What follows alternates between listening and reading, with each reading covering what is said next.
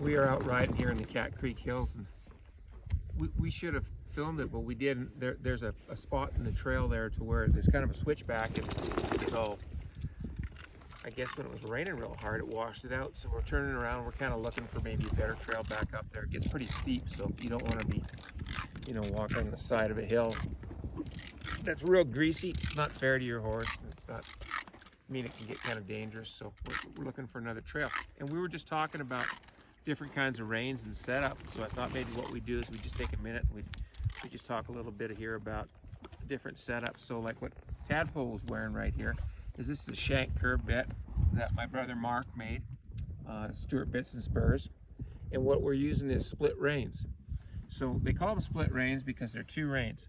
And these are heavy Latigo split reins. I love them for a split rein. They're just great. They got a lot of weight to them. They got a lot of feel. And he's got an ear bridle on him, so he's got a shank bit with an ear bridle on him and split reins. Now, if you take a look over here, Haley on Pete, he's also got a shank bit on him, but it's a little different. The one I'm wearing is more of a Texas style. The one Pete's got on is more of a California style. And if you listen, he's playing with the cricket. So the cricket is a roller inside the bit. So in the curb right there, there's a roller in there, and it's kind of like a pacifier for a baby. So what he's doing is he's rolling it with his tongue, and he's just playing with it. Gives him something to play with while he's going down the trail. Now, if you take a look at the reins right here, we've got some rein chains. So the connectors between the bit and the reins are rein chains, and they add some weight, because what this sort of bit is more of a signal bit than this bit I got over here on Tad is more of a leverage bit. When I tighten up the lever, when I pick up on this bit right here, you can see the curb strap underneath tightens up. Same thing happens on, back this horse up a little bit, Haley. The same thing happens here on Pete, but it's set up more of a signal bit to where when he takes the slack out of his reins, he's signaling the horse is looking for a change. The bridle's an ear bridle, same as this one, but Haley doesn't have split reins on him. He's got what we call reins and rommel. So as you can see, it's a closed loop rein, and then attached on the end of the closed loop rein is what we call a rommel.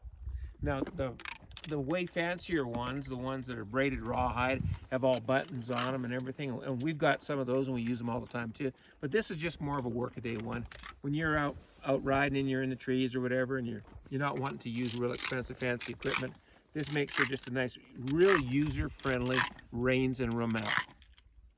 Then if you can see that the horse that Shelby's on, this is Bubba. He's got a snaffle bit outfit with slobber straps and a McCarty. So this is also a loop rein setup like that with a lead on it. So very functional. I've done videos on showing you guys how to tie up a horse without having a halter on him using this setup like that. So it's real handy.